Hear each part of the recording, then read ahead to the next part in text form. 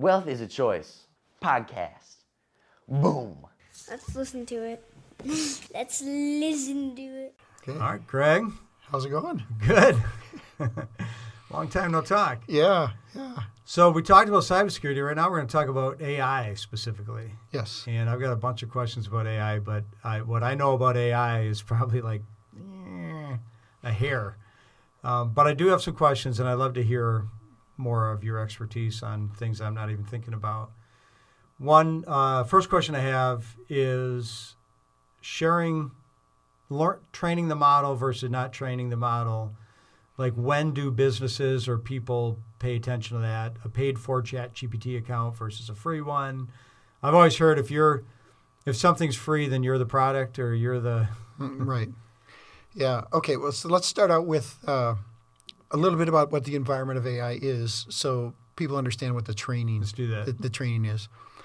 So, think of AI kind of as computer programming, Okay. where you utilize programming techniques and libraries to ingest data and provide output. Hopefully, that maybe even self-directs itself a little bit. So that's the intelligence piece. There's a lot of challenges to that, and I've given a lot of presentations on some of those challenges, and maybe we'll get that far when we start talking about some of the security implications. But you have a traditional database at an organization that stores data a certain way. That is not going to be the way you need to use it in AI. Here's an example. Often, and it depends on what you're trying to do with AI, but often when you ingest data and you put it into machine learning, the data has to be numeric. Okay. And let's say you have a field in your database that's gender, and it's stored as M for male, F for female, O for other. Okay. Okay. That doesn't work in machine learning. So what you have to do is you have to reformat a lot of the data. So you would take that field, and instead of it being one field, you make it two. And you might call it one of them male, the other one female for that second field.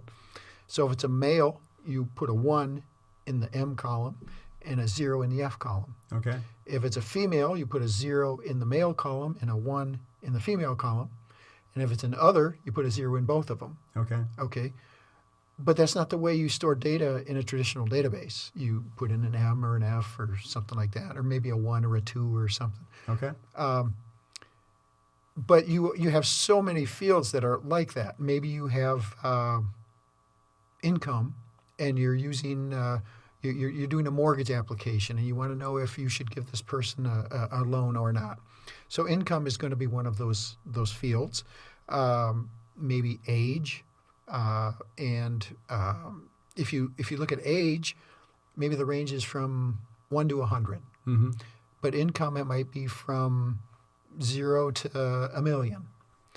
Well, if you have a field that could be up to $1 million, let's say it's 900,000, it's somebody that's doing well, and you're comparing that back to that gender column where the fields are 0 or 1, there's going to be a bias there. It's going to think that the 900,000 is a lot more important than the 0 or the 1. Okay. And the same with age. If you go up to, you're 90 years old or something like that, it's gonna think that's a more important than the gender column. Okay. So you have to rescale it. And what you do is you would scale everything from 0 to 1. So the 900,000 would be like 0.9. Okay. Okay, that type of thing.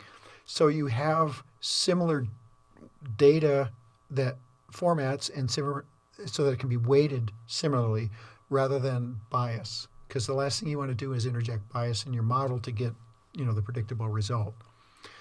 So that's a bit of a oversimplification, but those types of things you have to do to all of the data coming in. And you might not know which data to pull in to do a mortgage application. So you might bring in fields like education. Well, it's the same thing. How are you going to represent high school graduate, college graduate, professional degree or something like that? You've got to come up with a coding scheme for that that's numeric. But you might bring in fields like zip code Well, zip code can be a good predictor because a lot of times it's an affluent community or it's a disadvantaged community, so that might actually be a correlator. Whether it's legal or not to correlate that way is another question. But you might bring in fields like number of siblings. So if you've got two brothers and sisters or one brother and sister, that's probably irrelevant. Okay. You know, maybe not, but I'm guessing it's probably irrelevant. And if you bring in these extra fields that are irrelevant, that introduces noise to the algorithms, to the machine learning. Okay. So you've got to choose the data that makes sense to have in it. And you might go through the whole process and come up with a result and not realize that you missed maybe some of the most important features to bring in. So your model is really not accurate because you overlooked some things. Okay. But anyway, once you go through that process, you got your data all cleaned up and you're looking for the correlations and so forth. When you go into machine learning, you literally split that data set up into at least two data sets. And one would be your training data set. So you run the model based on that data, and then you look at your results, which typically are some sort of statistical results, like accuracy or F1 score or something like that. And you want to maximize those values to tell you you've got the best model that you have. Well, after you've done that, you then run your model using the second data set. So that's your test data set. And a lot of times you'll get a really good result with your training data set. And the reason is that's all that the machine learning program knows. So it's kind of optimized on that. Okay. Then you bring in this second data set and you get much poorer results. And it's because it was overfit on the original. So there's a whole bunch of techniques and things to go through to kind of match those up, including it might not be a viable thing to do. Sometimes you break it up into 3 data sets and so forth. And then further challenges are the data is living. So maybe 2 months later when you're bringing in other data, it's completely different composition of the data, and so your model is no longer valid. So there's all those pieces that go into a machine learning environment. Okay. Now, if we're talking something like ChatGPT or maybe natural language processing, so like with natural language processing, you might do something like sentiment analysis. So a fun exercise is to grab a bunch of tweets from somebody that's well known, and are these tweets positive, negative, inflammatory, and you can run them through the machine learning programs, and it'll tell you. You get word clouds out and things like that. If you want to create something like ChatGPT or a large language model, what those are basically built on is prediction, the prediction of the next letter. You know how you used to type a text message and it'll kind of you type in a T and it'll throw an H out there thinking that's probably what you want to type next. And I can't wait till Microsoft Word knows that HSA is what I'm trying to type. Right. An HSA account instead of has. And instead of and then you go back and change it and it changes it back to has. But so with ChatGPT and Gemini and Claude and those types of models, you take that to the next level. Instead of predicting the next letter, you predict the next word. Instead of predicting the next word, you predict the next sentence, and so forth. And that's how it generates the text. And the way you get that accurate is by ingesting a bunch of examples. And it's essentially they'll go out and harvest the internet. And anywhere they can find text information, they will add it to this training data set and test data sets to try to come up with the optimal performing model. Okay.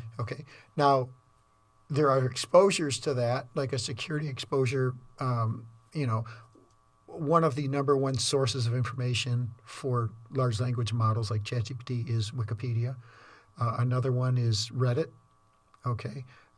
But you might have certain threads in Reddit that you use keystrokes to make art.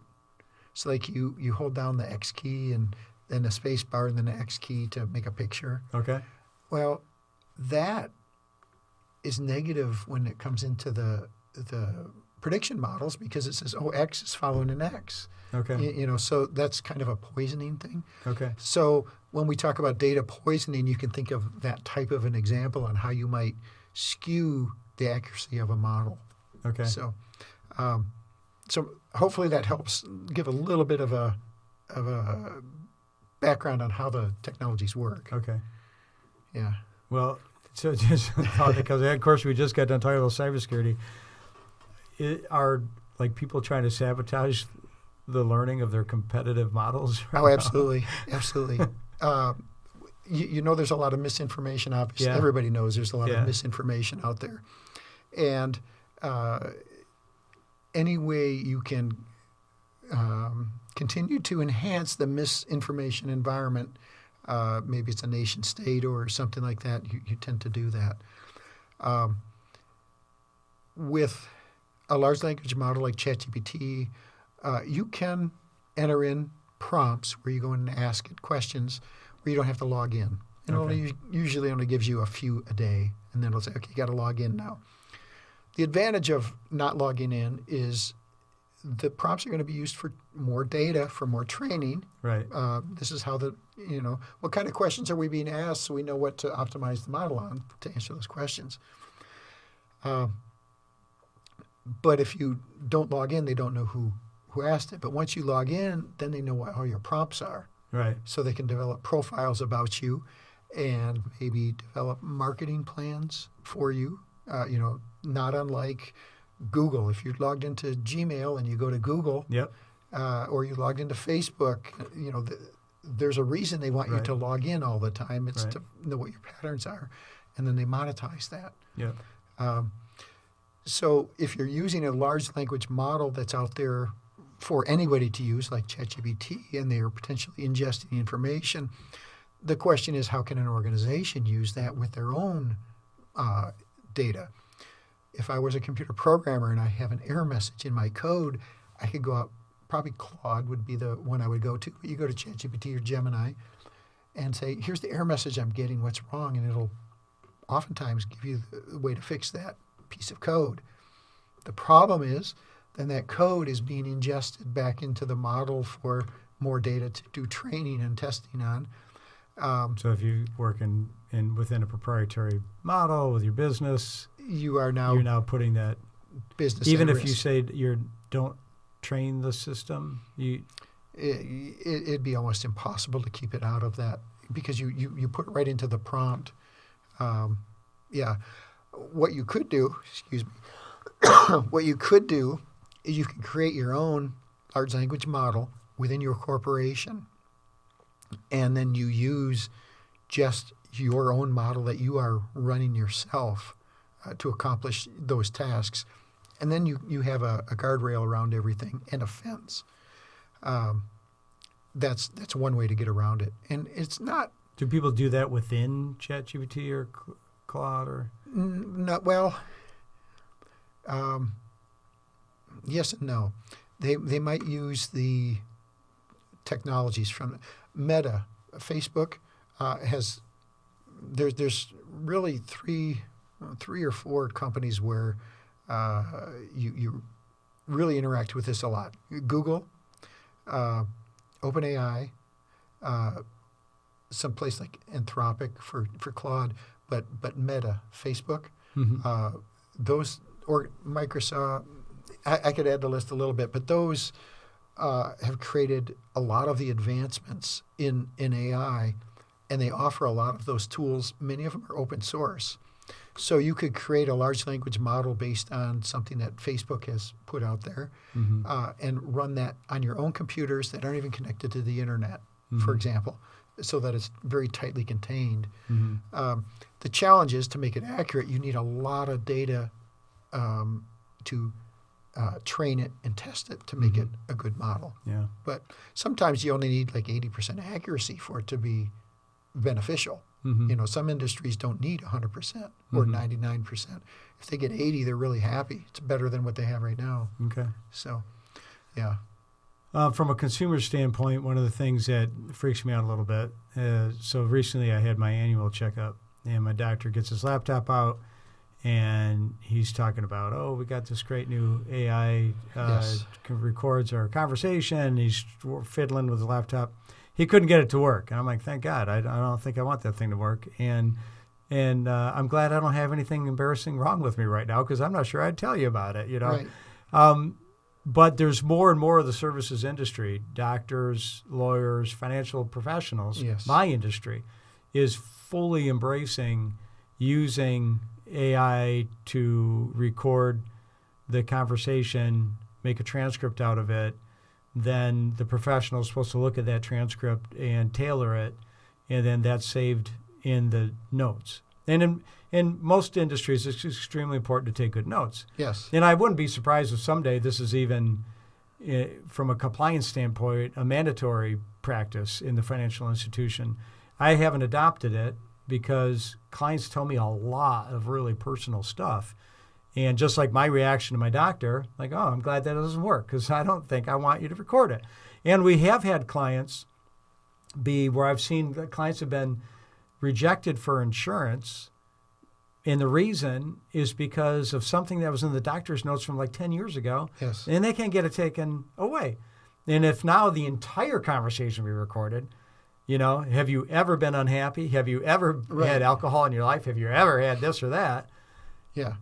Yeah. That it's really something I don't think has been thought through, because as you mentioned, if AI is being used to capture the information, maybe to save on charting time. Okay. So rather than after you, Oh, it's hugely efficient. I get it's it. hugely efficient.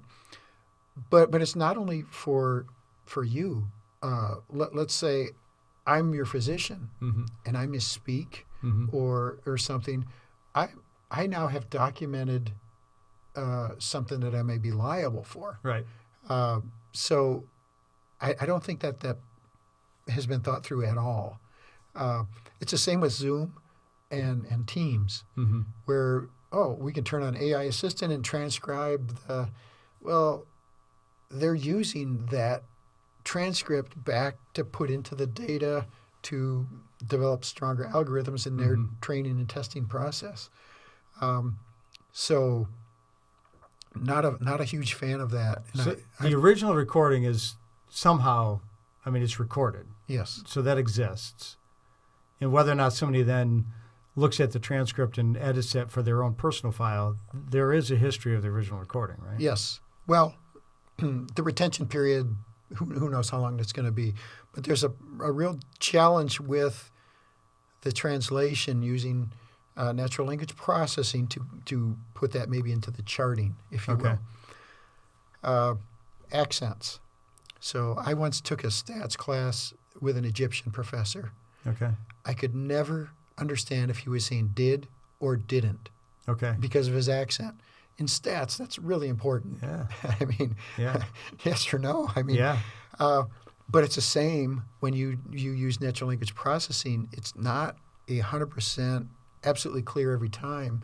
And you can see that if you ask Siri to do something and she does something else. Right. Okay, it's a 95% or whatever, but there's that other percentage of inaccuracy. But once that gets into your chart, Yeah. then it might be a legal document, Right. and it can't be changed, Yeah. and it's all hypothetical. Yeah. Yeah. My wife got upset one day. We were driving, and it said, my phone said, I don't know, I think we were in the car. I don't know, my phone, anyway, she was looking at my phone, and it said missed call from, and it was, I gave her a silly name, Yeah. and she's like, oh, why'd you call me that? I'm like, because it never knows when I say your name, And it's kind of a funny thing how we met, but she was at first offended, like, oh, why'd your phone think I'm that? Yeah. Oh, it's Yeah. because it doesn't understand your name. Yeah. My suggestion to people is to think long and hard if you want to allow someone to record your voice for that type of thing. There's other issues with recording voice that we'll talk about later in security, but Yeah. in a medical situation, it can be the blowback to the individual is much more substantial than the amount of time it might save for the provider. Yeah. And you want somebody to be, I mean, if you're in the profession of providing advice, you need to know where the problems are.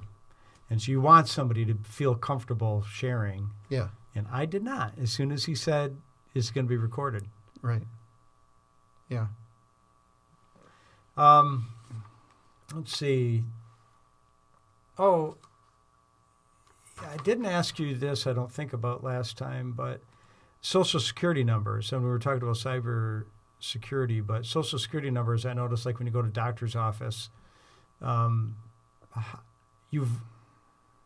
besides from doing your tax return, like who needs to know that? Almost nobody. Yeah. Yeah. What should you never ask ChatGPT about? Like, or what information should you never put in there? Information that you don't want anybody else to know publicly. So pretend you're actually posting on Facebook or something like that. Yeah. You can't say asking for a friend. Yeah. Well, part of it, though, is if you're logged in versus if you're not logged in to ChatGPT. Because remember I mentioned earlier that, you might get away with some free things. However, I don't know what the logs are at ChatGPT. It might be logging your IP address and things so it can correlate things in the back end anyway. It doesn't necessarily mean it's you, but it's your device. Mm-hmm. So, and if it's typically only you using that device, the probability of it being you is pretty high. So my gut reaction is that through these note-taking services, we could lose valuable human interaction with people that we're working for. Mm-hmm. Sure. Yeah. I've got a question about AI and does it have a conscience? So I'll just tell you the questions that I have and see what your answer is. Will it protect sensitive information? Can sensitive information be leaked? How is it stored? And would it exploit an opportunity? So like people game people. Like, yes. You know what I mean? We're team driven, right? We're tribe driven, or could it exploit would it even think about exploiting an opportunity? It doesn't even know what that is. When the I'll just call them programmers or engineers that are working on the machine learning models or the deep learning models or whatever they are,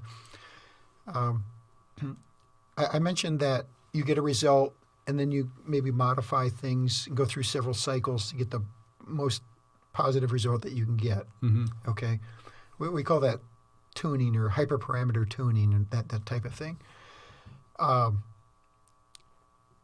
And you can tune your model to have bias.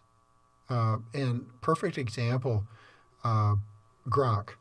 So Elon Musk has a model that he's built off of, a lot of the data that comes from Twitter and X. And Grok, in many ways, is tuned to amplify certain arguments, certain political party thoughts, and things of that nature. And people don't know. Back in the day, it used to be people say, well, it came from the computer, it must be right. Mm-hmm. Okay? The problem is that there's people behind the computer that are writing the programs and the interpretations or influencing the interpretations. So you can absolutely influence what is coming out of ChatGPT or any artificial intelligence application. Okay. And it's really not that hard to do if you know how to develop the applications. Mm-hmm. Yeah. Would it exploit an opportunity? Would it best you? Would it? I mean, it's not. Let's talk a scenario. Could it commit a crime? Well, okay. Here's that one. That's perfect. So I had a couple of students last year. There's a let's call it a database or a tool set out there called Metasploit. Mm-hmm. And hackers are very well versed in Metasploit, and it has a documentation set that goes with it. So Metasploit will help you conduct a social media hack or a social engineering or a pen test or whatever. And what they did is they took that data, that information, and they ingest it into their own large language model, like a ChatGPT, and called it Hack Desk. And so you would type in, okay, I've got this certain device, and I want to do a penetration test on it. What are the steps? And then you do step number 1. You say, I got this result. Now what do I do? And it literally would walk you through how to hack. And it took, 3 weeks to develop that. Okay. And now that they developed one, to develop that again would take less than 3 weeks. Okay. But the reason to develop that was to find out what criminals might do so that you say, well, this is the next step, so we want to develop a defense for that. Okay. Their purpose for it was not to develop it so that they could hack everything. Okay. It was what are the common things in these iterations that are going to occur and help you recognize an attack is coming and that type of thing. But is that kind of like developing a, don't want to go on a tangent, but developing a coronavirus in a lab? Yeah. So that we know how to treat it? Yeah, true. Yeah. True. But I mean, you get the logic in it. Yeah. But then people can learn how to hack. Yeah. And they can use it for whatever they want. I mean, a lot of the models are prediction models. Well, if you want to predict interest rates, or if you want to predict, where's the next likely attack going to come from, or that type of thing, you can program it. If you have the data to bring in, you can use it for pretty much anything you want. Yeah. Yeah. If somebody were Googling, how to make a bomb or something, I know people can trace that. Or do people have more free reign in AI to research how to do malicious things? There's the 3 attempts of not logging in. That's an interesting one. Well, you can create a fictitious account. Sure. And if you log in through a VPN that says you're in a different country, they don't, to be able to trace it, there's ways to get around that. We call them guardrails in terms of what's a legitimate question to ask something like ChatGPT. Like if you ask something that's going to be totally illegal, how to build a bomb, it used to tell you. But now it doesn't. But you can get around that by you say, I'm doing a research project and I'm trying to figure out what are the most common tools used to build a bomb. Right. And you can kind of go around the back door to essentially get the same information. Yeah. Yeah. So, it's unfortunate, but it is what it is. And the information is out there because they're grabbing everything off the internet. Yeah. Does it have the ability to value human life and loss and suffering? Not really. I mean, you can build that into the model as a feature as to how heavy you might want to weigh something, but it's going to depend on the data that you input. So it's not necessarily thinking that. Now, you might put a guardrail up to say if it has the potential implication of impacting a person that, that's a request you're not going to satisfy with ChatGPT. They're going to give you we won't answer that type of thing. But a lot of times the way you find out you need that guardrail is after someone has used it for a nefarious purpose. Yeah.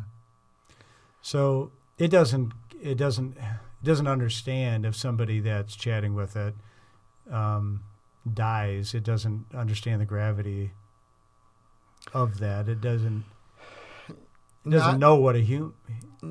Only if that's somehow within the data that it was used to train on. Okay. And that'd be really hard to pull off. Yeah. But that's getting into this general intelligence. You hear about AGI or something where it actually does that kind of thinking. Yeah. But that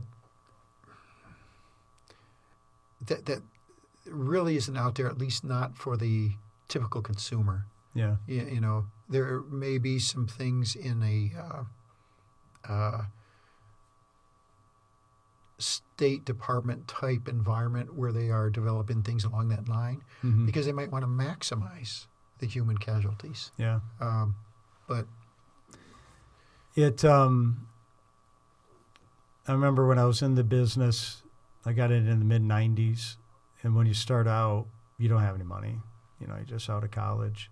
Sometimes you're broke, yeah, negative money, and you can't comprehend what it's like for somebody to lose money. You just haven't experienced that yet, and so I would imagine ChatGPT can't comprehend if somebody's like researching anything and running down this pathway of taking on this risk, and it doesn't succeed. I think the computer can't comprehend what that means to that person to have that loss. yeah. There's not a conscience Yeah. type of thing. Yeah, And it doesn't. I can't imagine like you know, somebody that's worth $100,000 and they lose $50,000, or somebody that's worth $1 million and they lose $50,000, are two very different things. well, again, At a human level, at a human but level, at a computer level, what you can build that in to say Yeah. how significant is the loss. You are know, these things being built in? Do you think, or is well, you could try, but it's that actually isn't that difficult to put in. okay, You know, to put in something that say how significant is or where is the kind of the tipping point where it becomes a very significant issue. If you lose $50,000, what level of total assets does someone have to be where Yeah. $50,000 is a big deal? And there would be some other things that might impact that, like, you know, they have other debt and that type of thing. But yeah, that piece would be pretty easy to do. Okay. And in terms of what people have developed, you know, there's so much out there that I'm sure someone's doing something like that. yeah. Yeah.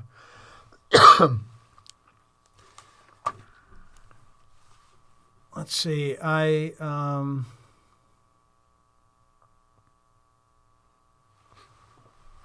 So I was going to ask you about how hackers use AI, and anything else you wanted to discuss on that other than what you mentioned. Well, let's talk about the cybersecurity pieces with AI, okay, which is something that's near and dear to our hearts. Okay. So I mentioned in a previous podcast how I kind of got involved in cybersecurity. And AI has been around for a long time. I mean, there was a fair amount of AI going on in like the 1950s, but they kind of hit a ceiling in terms of processing power and the way the models handled things, where, you know, it kind of became more obscure. Okay. Now, there were some developments like in 2011 with image recognition, and later 2015, 16-ish with some of the things Google was doing, where they made just this massive leap forward in terms of what is possible. And in a nutshell, it's kind of like something that where you kind of do something serially, one at a time, versus being able to do many things at the same time. And I'm talking many, many things. Mm-hmm. That was kind of the bottleneck with AI, is they couldn't figure out this multi-processing path, if you will, and then they did. And Google was one of the main leaders of that. And so it gets to be about 2017, 2018, and I'm like, holy cow, the implications on cybersecurity are massive. I better spin up on this. And so I did, but it was early stages and there weren't a lot of resources to help you learn. So you know you got to learn something, but you don't know what you have to learn. So it was really difficult. And I also wanted to develop a degree for it. And the degree I wanted to develop was a bachelor's degree versus a graduate degree. And there's a couple of reasons for that. Number one, at that time there was only one bachelor's degree in AI, and that was Carnegie Mellon, who I think the world of in terms of, they're a very top school for technology. So at Ferris, our AI degree was the second one in the country, undergrad. And the reason is, if you look at computer science at the grad level, 90% of the students are international. Mm-hmm. If you look at the students that are in an undergrad program, it tends to be the state to local students. Mm-hmm. Well, when I was trying to come up to speed on AI, I took a 6-week class at MIT, which didn't do it. That wasn't the right sauce.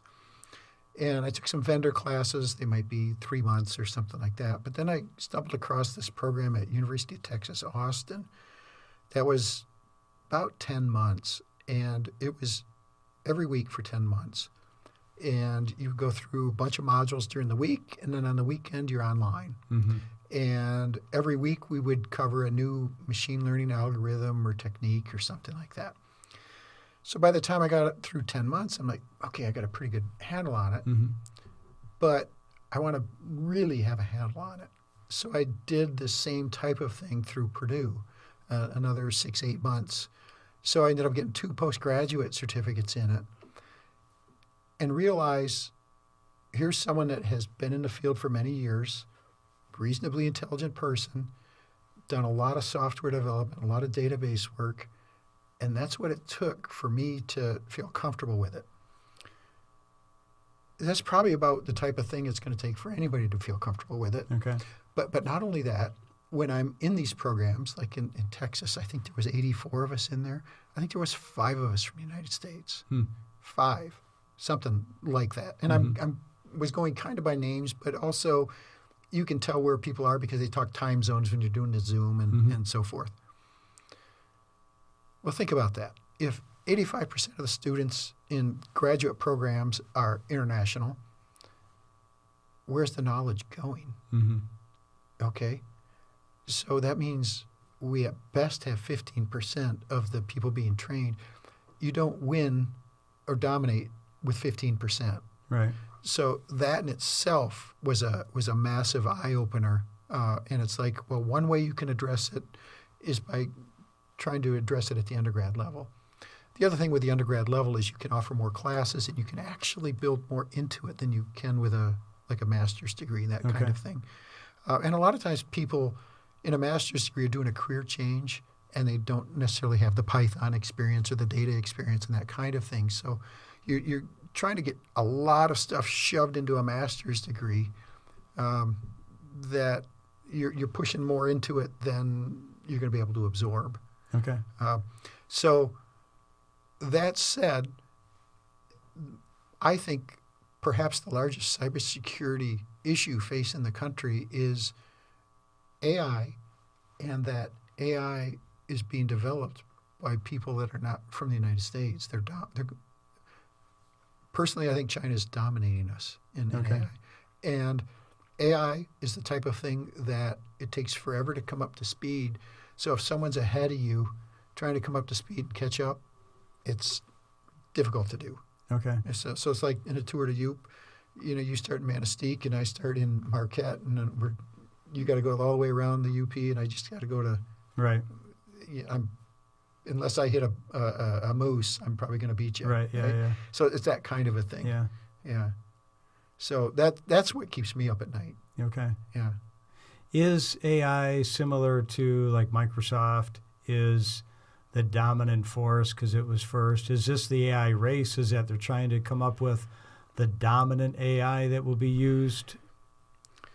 Well, there's a few ways to kind of break that down. First, we'll talk about the resources that you need to run massive AI projects. Just the computing power, which if you use NVIDIA is the company where everybody's buying the chips from, because they were a gaming company.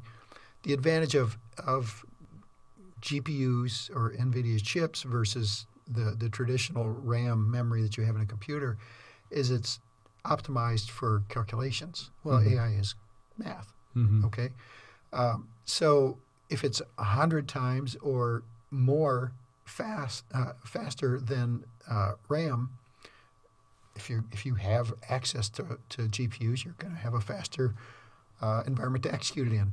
So if it takes you 10 hours to do a simple training exercise on a local computer versus if you had GPUs, it might take you 5 minutes. Well, just the iterations of going through and training and perfecting, tuning that model, you can get through that development cycle so much faster if you have a lot of processing power. So the chips is kind of the hardware, if you will.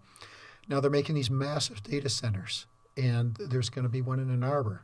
ChatGPT OpenAI has announced they're going to build one there, and like a week ago they announced it. Oh, wow. And these data centers are huge. Kind of surprised it chose Ann Arbor, but Well, they're not popular because a data center is essentially a bunch of computers, and you don't need a lot of staff to make sure computers are running. okay. Okay, so it's not like you're. It doesn't bring a ton of employment in. It doesn't bring in a ton of employment. It's an energy suck, and It's a huge energy suck. So Elon built one of his data centers in Tennessee, and wasn't necessarily closely following the zoning, if you will, a lot of temporary structures and so forth. But you need this massive power. And the way GPU chips are kind of architected, you don't want to turn them on, turn them off. So you want them to have consistent utilization. And in terms of power to generate, if like we're using wind power, it's not necessarily consistent. You have the challenge of you've got them kind of warmed up and then to cool down. You keep warming them up and cool them down. It's not going to last. So you want a consistent load on them. And a lot of times after it's done working on the model you're working on, you just have it run around in circles, to keep the legs warm, that kind of thing. That particular plant, it has over 500,000 NVIDIA GPU chips. That particular plant uses far more power than the city of Memphis. Okay, some of these data centers use more power than San Francisco and San Diego put together. Okay, I haven't seen the exact number for the one in Ann Arbor, but when you have data centers that use more power than Detroit, that's a problem. yeah. And to have that consistent power, what Elon is doing is he's using natural gas. Okay, well, natural gas you might think of as clean, but it does have byproducts and things, and you need a tremendous amount of water to cool the chips. And you can try to keep it a closed system where you keep using the same water, but you still need a lot of water, and over time it'll evaporate out or whatever. So these utility aspects, power, water, and so forth, really come into play. And they're not necessarily without noise. They're not super noisy, but they might have a hum to it or something like that. There might be some smells associated. Not like a pig farm or something like that, but it's not necessarily something you want to live right next door to. You would notice it. So there's those types of challenges, but these data centers, they're making hundreds of billions of dollars worth of investment into these data centers. You have to return a profit on it, get an ROI on those. So they're laying off people and things like that, or finding new ways to monetize their services. So OpenAI is kind of said they're going to open the door for, pornography and things like that. Really? Yeah, yeah. So things of that nature. Anyway, there's a lot of high profit areas. There's a lot of there's a lot of ways to monetize it that aren't necessarily what you would think are the legitimate uses. Yeah. Sex, gambling, and drugs. All the above. Or Las Vegas. Just simulation. Yeah, Just right. There you simulation. go. Stimulation.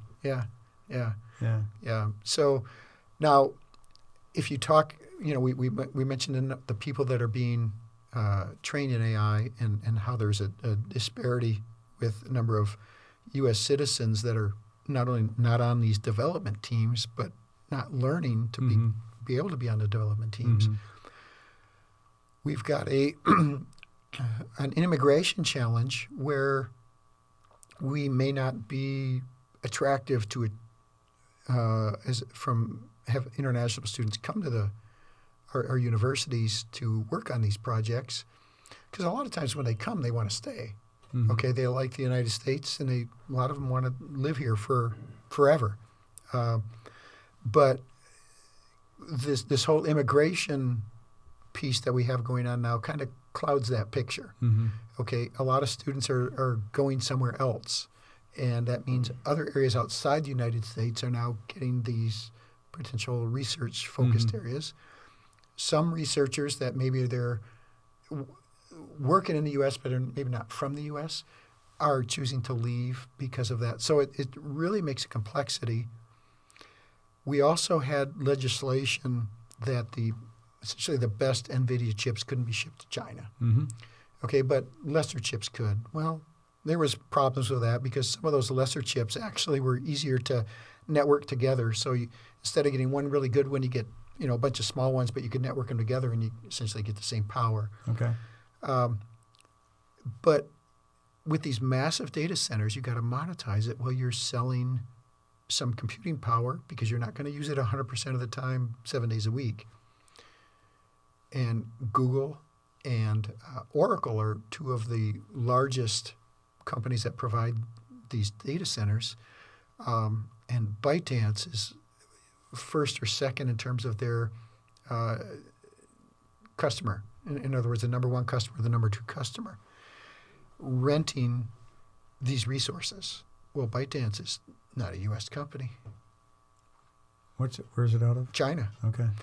And one of the last several years, one of the largest customers for NVIDIA chips has been Singapore.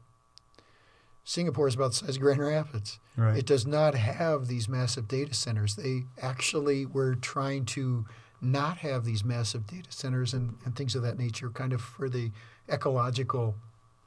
So if you've got all these chips going to a place that doesn't have the data centers, where going somewhere else, where are those chips going? Yeah. There's all kinds of complexities to this whole thing that when you start digging into the weeds, it's challenging. Yeah. We're learning. I think the general public's becoming more and more aware. I think ever since COVID, it shed a lot of light onto sometimes the fragility of supply chains. And then I think the war in Ukraine further emphasized the fragility of supply chains and the dependencies that you can develop on other nations for, well, in that case, it was energy, but critical. So now we're learning yet again with China in our, trade discussions and trade war, whatever you want to call them, that we have a huge dependency on drugs, pharmaceuticals. We've got a huge dependency on, obviously, what you would call green. I don't know what to call it, but natural metals, precious metals, resources. And we certainly don't want to lose an AI race at the same time. Yeah, there's not a lot of obvious solutions. Yeah. Because even if you had the resources in terms of the physical resources, the rare earth metals, the chips, even the data centers, if you don't have the human capital to develop the applications within your country, the other stuff's irrelevant. And that's, to me, that's the piece everybody's missing. Are you seeing a spike increase of interest in America or with the younger generation? Or Not really. Not really. Not like jumping all over it yet. Well, that leads to kind of a different area, but certainly within the financial topics is college is expensive. And the investment from the government has gone down in education, whether it's higher education or otherwise. A lot of the grant money, which is used to feed the resources from the National Science Foundation, Department of Justice, and so forth, was pulled back.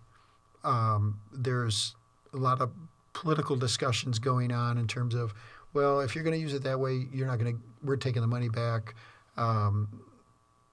You try to look at it from a objective perspective, and whether you agree or not with some of those orders, if you will, isn't really the point. The point is what's the net result? And the net result is those things are not improving our situation. If anything, they are detracting from our ability to compete in AI. So that recognition has to be a little bit more clear to some people, but we really need to increase the steps to get going. The race has already started, and we haven't even started training, really, is kind of where we're at. With AI, I have found it to be one of the most incredible, efficient tech tools I've seen yet in my career. Yeah. I use it for assistance in editing. I use it for research heavily, and brainstorming. Those are the three main categories, but it's tremendous in the time that it saves me, especially on research. And what I have found is, not to pat myself on the back, but it makes a smart person smarter. I know something about something, but it could be incredibly misleading if I wasn't somewhat intelligent about a topic. Right. Because I can see it's kicking out some information that is going down the wrong path, and I correct it, and I say, hey, this isn't right, and this is why I need you to look into this area. But I have found it to be unbelievable useful in those aspects. Yeah. Well, ChatGPT is interesting in that if you get a result back from your prompt or your question, and it's not quite right, and you say, that's not right, this is, really what I was looking for, and they'll say, you'll get a response. You're absolutely right. I know, it's so complimentary. Yeah, and it'll give you another response. What I like to do is to ask for the references. I do too. I'm glad you said that. Yeah, I do too. Because give me the sources, give me the references, and I do prompt it. I'm like, I need to get information from reliable sources. I don't know if that helps, but I tell that all the time. Yeah, and then you can check to see if they're actual, because it'll give you citations of things that don't even exist. And then what I like to do is go into a different tool, Gemini or whatever, ask the same thing, and see if I'm getting similar results. Okay. Yeah. So that validation by using something completely separate, that's a similar tool. Okay. Yeah. So I can see how it will be phenomenally helpful in life, in business. Yeah. And I feel like people I don't need to, but if you're trying to work in today's environment, if you're a young person out of college trying to work in today's environment, your biggest competitor is AI if you're a white-collar worker, I guess. And so you need to understand how it operates and how to work within it, because employers are trying to do the same thing right now. Yeah. And one of the things that you might want to take into consideration is what's the nature of your job, and is it something that could be fairly easily automated with an AI? And putting my programmer hat on, because that's essentially what I did when as a programmer, is you try to make processes more efficient, so you need fewer people. That's kind of what programming's all about. Like it or love it or hate it. But if you have a task that is very consistent, and I use accounting as an example, you're typically doing a lot of the same processes, generating a lot of the same reports. It's just another month or another quarter or something like that. But it is a very defined process. those are the types of things that are low-hanging fruit for AI. If it's something that is... And the tax law is a law. There, at some point, it does have parameters, and you follow it. Yeah. If it's something that is maybe a little bit more open to interpretation, a little more variable, those are the hard things to automate. And when we talk about these massive investments in these data centers, and if you've got to get some return on them, you're going to look for those low-hanging fruit items. So if you're a nurse or a elementary school teacher, those are things that you're going to have a very difficult time automating initially with ChatGPT. Now, you can make resources to make them more efficient. Right. Smart person smarter. A smart person smarter, or a way to, should I really be giving this drug to that patient? Right. That type of thing. Yep. But they're not going to replace them. Whereas some of these other fields where, they're just essentially putting in data and generating a report and doing it over and over, that's the stuff that is ripe for it. Some of the things in the legal profession, they're creating wills and that type of thing, would be pretty easy to do. I mean, there's already, you can buy templates and so forth, but things that maybe complete the will by asking you a few questions, and it's no different than the questions that a lawyer would ask you. Those are the types of things that it's going to replace pretty fast. Yeah. Yeah. So, as a financial professional or professional at all, I'm using it. I use that term, make a smart person smarter. But at the same time, it's hard. But you're trying to be consciously aware of what exposure. You don't want to expose your clientele or the person that's getting advice from you from anything. So I'm very protective with their information. And that'll be something that everybody just has to continue to try to learn. Yeah. When people say they're using AI, maybe ask them how they're using it and have they had any training, or are they spending time thinking through some of these questions? Yeah. Because the tools are going to be out there, and you can just very easily put stuff in, but once you put it in, you're not going to be able to pull it back out. Yeah. If my doctor had gotten his computer working, I don't think I would have asked him, but I think I would, having thought about it, ask him, please don't record it. I'm going to make you write it down if you don't mind. Yeah. I always turn that kind of stuff off. The Zoom, I'm like, I don't want the AI assistant, none of that. So one of the things that freaks me out about AI, so I love it for what I love it, and I'm finding a tremendous value in it. But things that frustrate me are knowing if the information is accurate. And right now, that frustration more lies in social media or whatever you're seeing in quote-unquote news.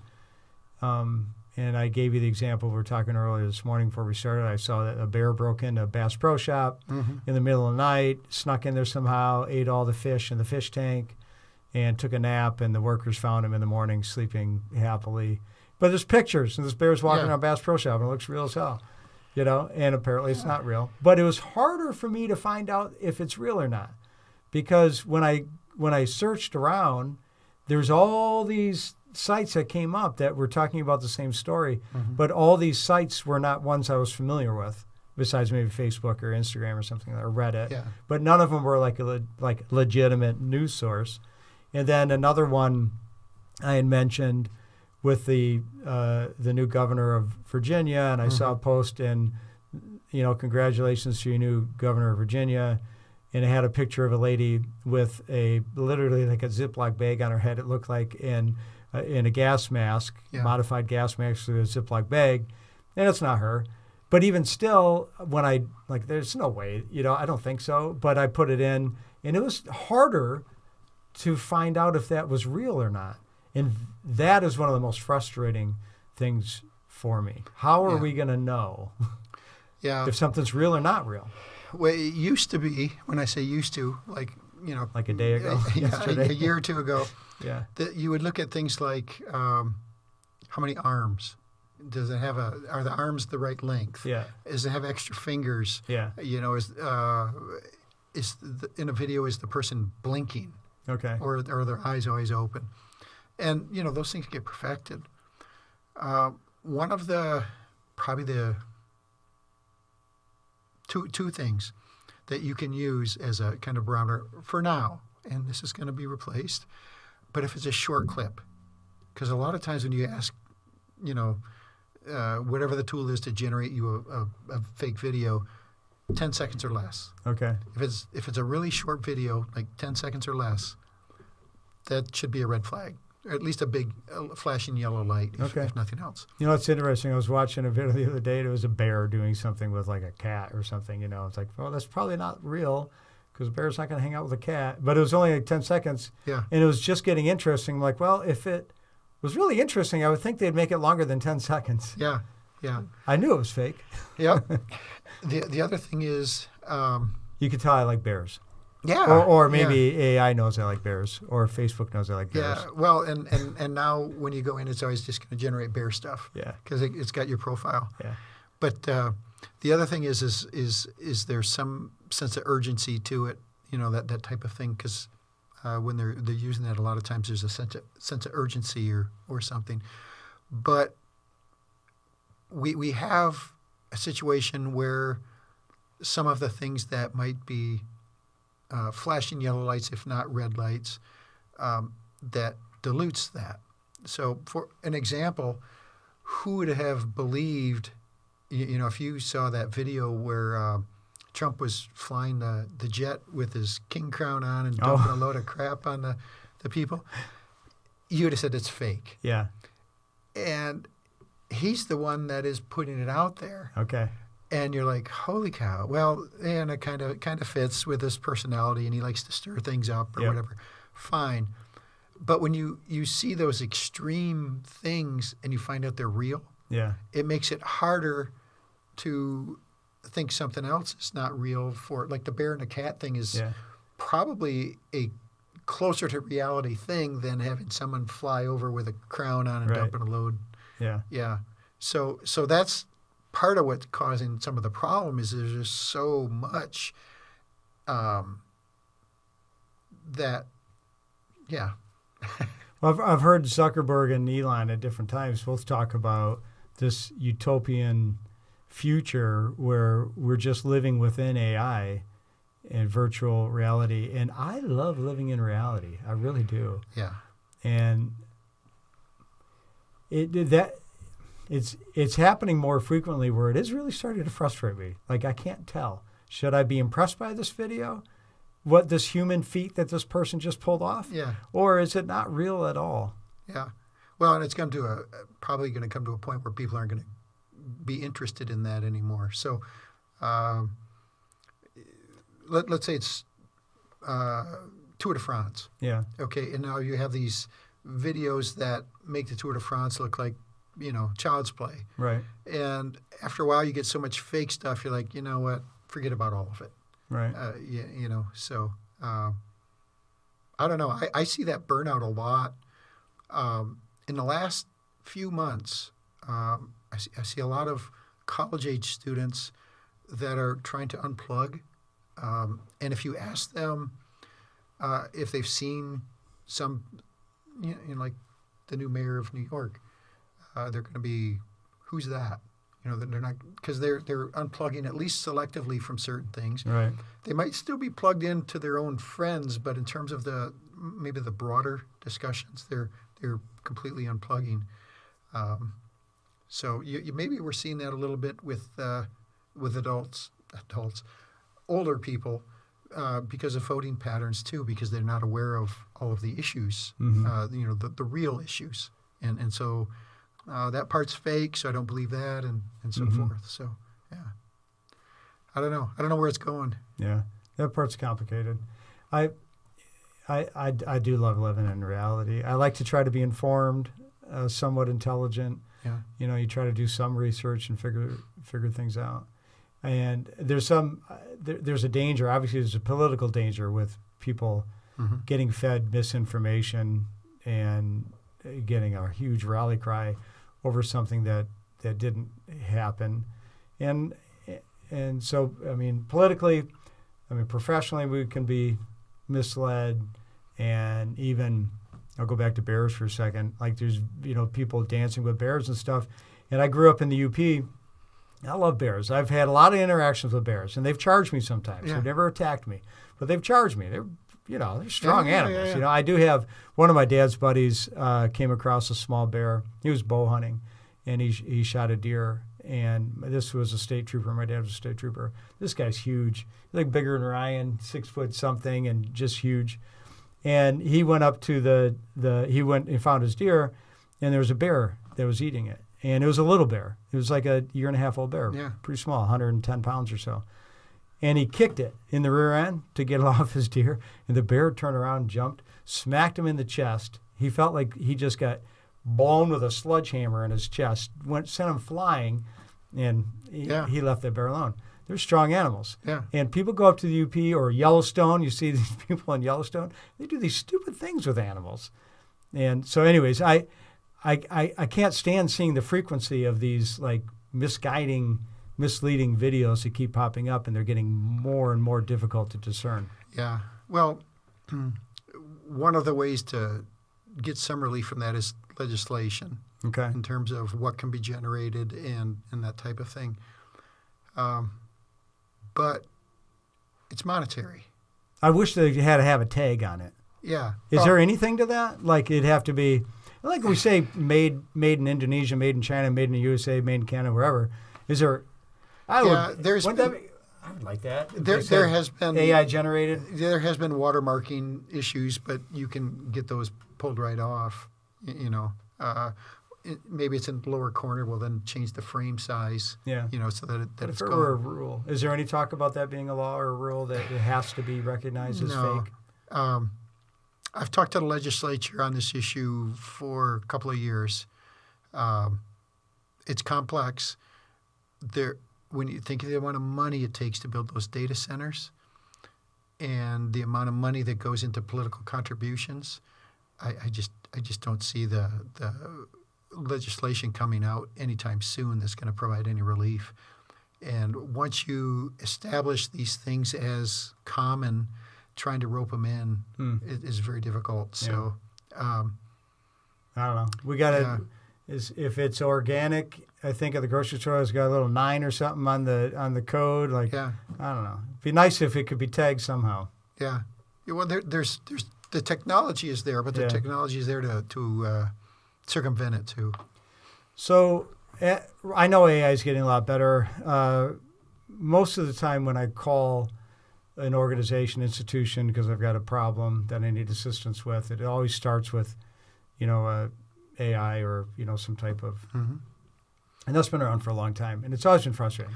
Like 0000000, until you try to get somebody, or, representative, until you finally get somebody. And I know it's getting a little better at it, but the more we shift away from engaging in human beings, I'm kind of worried about being caught in the spiraling circle of death of not being able to get a complex answer solved. Yeah. Critical thinking is a challenge because rather than thinking about an issue for a little while, bring up, it used to be bring up Google, but bring up your model of choice, Chat, Gemini, whatever it is, and get the results right away. Yeah. There's some things that could help a little bit in terms of the education system if you stressed certain things at the lower grades, because the lower grades, they may have phones or something like that, but a lot of schools, even in the high schools now, you got to turn in your phone in the office or something like that. You can't carry it around all day.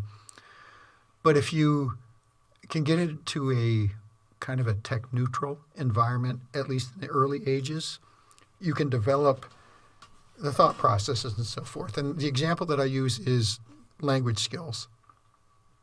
So if you wanted to learn a foreign language or a second language or a third language, if you try to do that when you're young, like 5 or 6 or 7, the language is just it goes into the person so fast. Mm-hmm. You get to be 10, 11, 12. There's certain languages that are going to become very difficult because you've now the brain has modified itself where you can't really make those sounds. Mandarin is an example where the older you get, the ability to make those sounds kind of goes away. Mm-hmm. Some people maybe not, but to a large degree. And once you get to maybe 13 or so, if you learn that second language, you have a high probability of an accent. Mm-hmm. So think of Arnold Schwarzenegger. Mm-hmm. Okay, he's been in the United States for years. Right. And you Still know he came from you still know he's, yeah. And we love it. Yeah. What a wonderful voice. Yeah. But it's that same thing. If we can somehow use the education system in the early years Mm-hmm. to make sure we polish those critical thinking skills and so forth, we may have some hope. But if we don't use that card, it's going to be that much more difficult. Okay. Yeah. So I'm curious about, there's a couple last questions I have for you, and I'd love to hear what you'd like to share that I haven't asked. But where do you think things are going in 3 to 5 years with AI? It's still relatively new. I think most people are having a relationship with it over these last 12 months. So where is it going in 3 to 5 years? And also, I keep thinking about young people, coming out of college into this new world. How do they make AI either irrelevant for their career path, or how is AI their ally and not their competitor as they move forward? Okay, I'm going to adjust your first question to AI in the next 1 to 3 years instead of 3 to 5, Okay. because the way things are changing, 3 to 5 is really difficult to predict. Okay. But right now, something that's quite hot, we call it agentics or agentic AI. It is where you essentially write agents that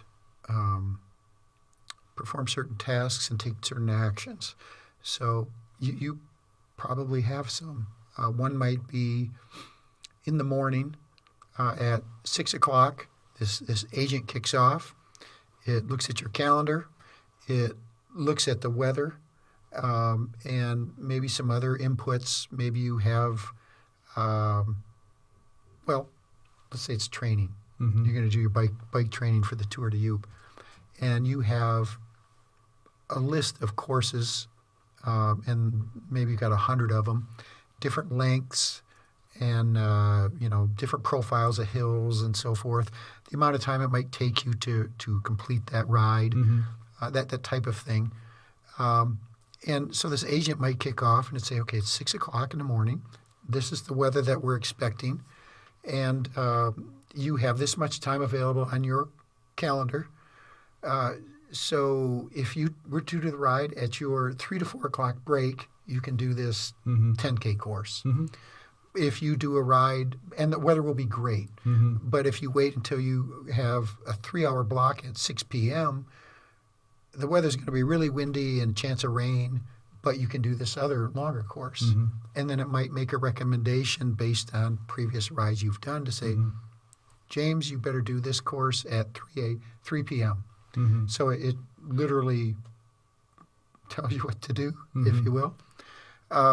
But you can use that type of scenario in so many things, where you have this agent that takes in all these inputs, and you can supply the inputs or you can direct them to the inputs, and it either makes this recommendation or it might even take an action for you. It might be, okay, you just got some money put into your account. I got to pay some bills for you. These are the ones that are most closely due, and it'll pay them. Things like that. So kind of automation, if you will. Is it on the same line for work?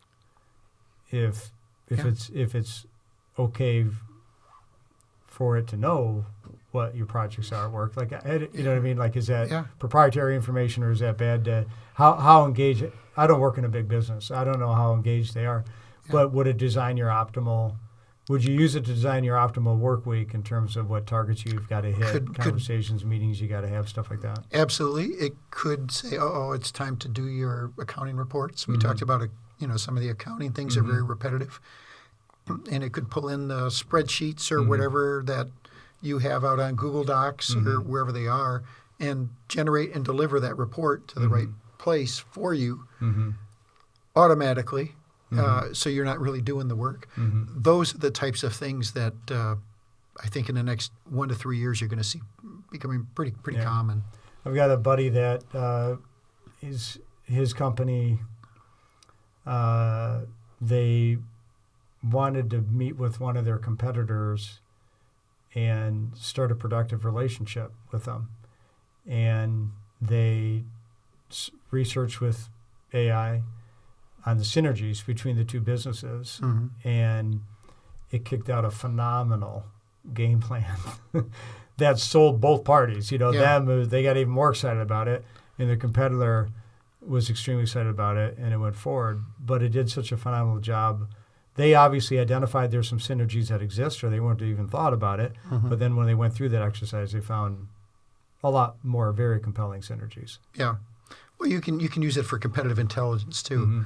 What are the strengths of your competitors? What are they likely to do? That type of thing, and then you can develop a plan on how to compete with them.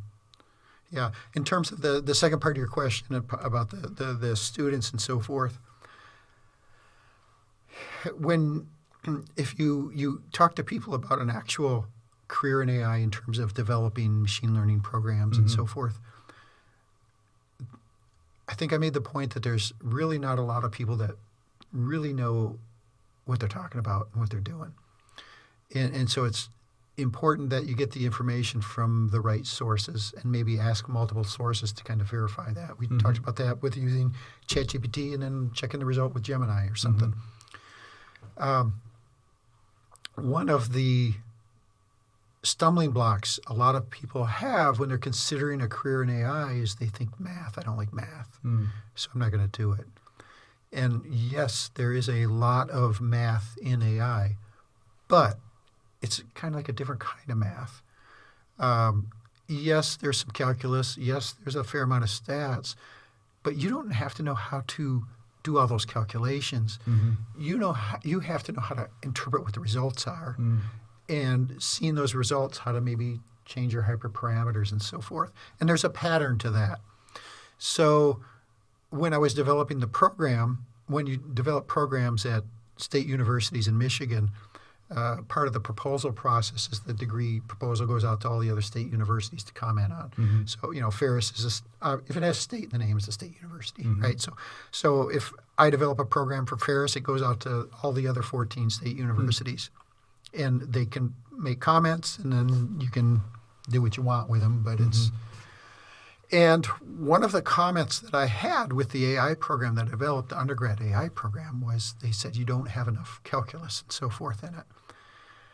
And that was by design because the calculus that you need, you can build into the classes because then you can actually see how it's being used and what the results are coming out in the stats and so forth.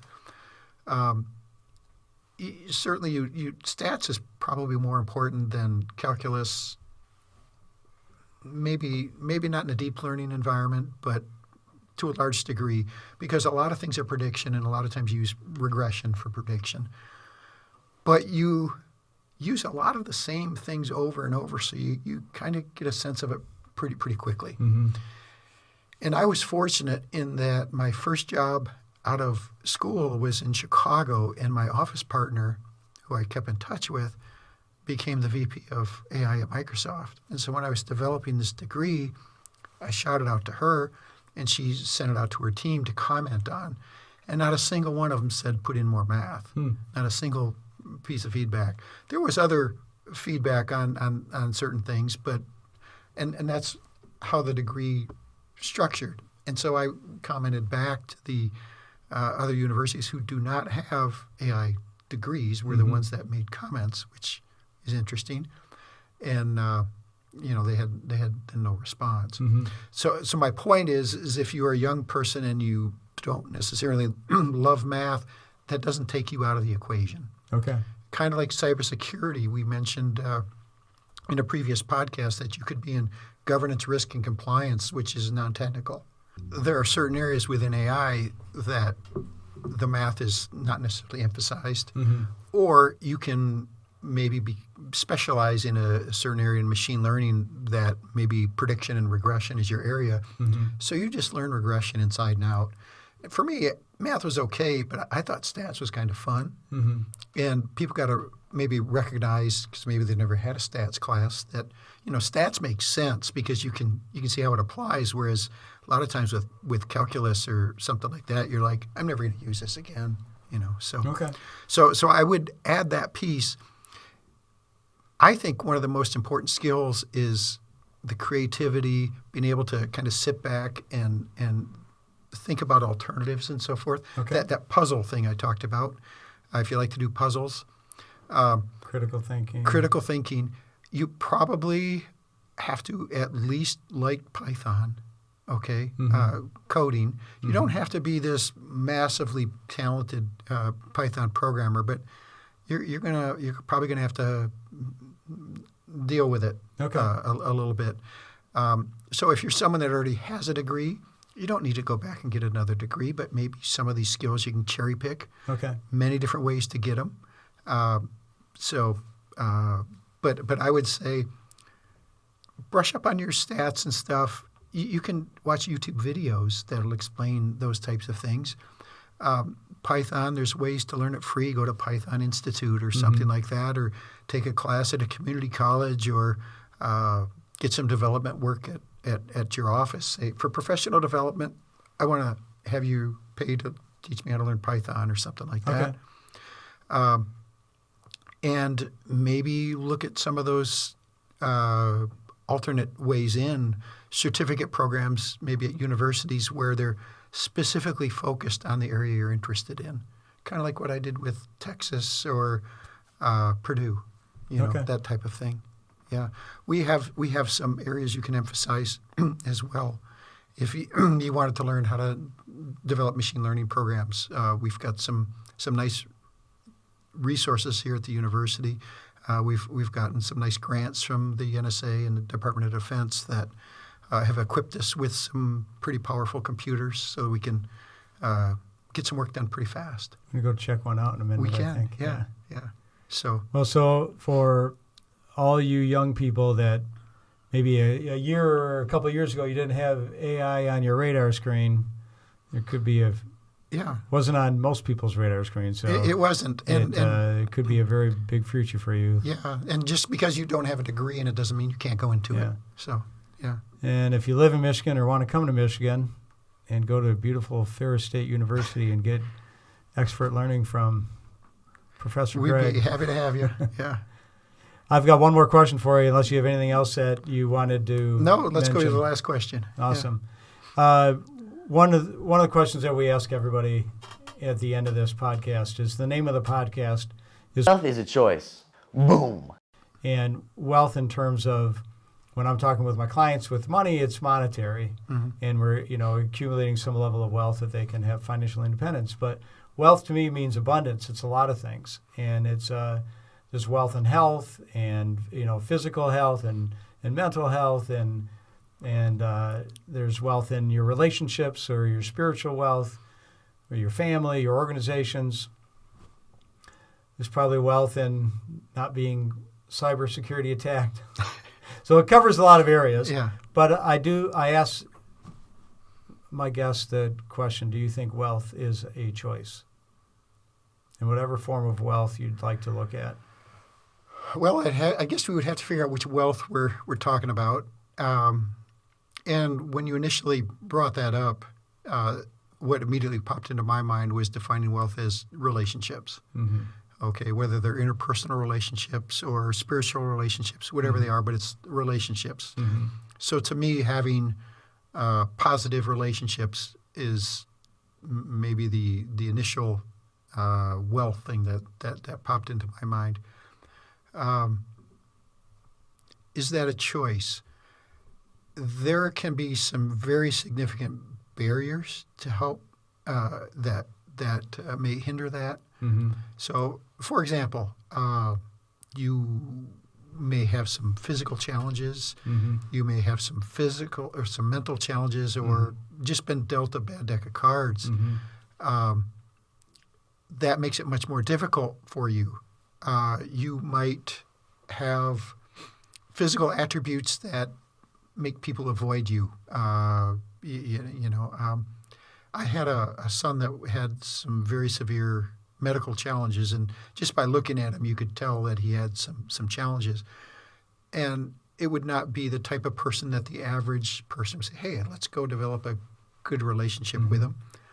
So those types of people, it's not necessarily a choice, okay? Because they may have some things that make it very difficult. That doesn't mean they don't want the relationships, but there may be some things that make it more difficult. Mm-hmm.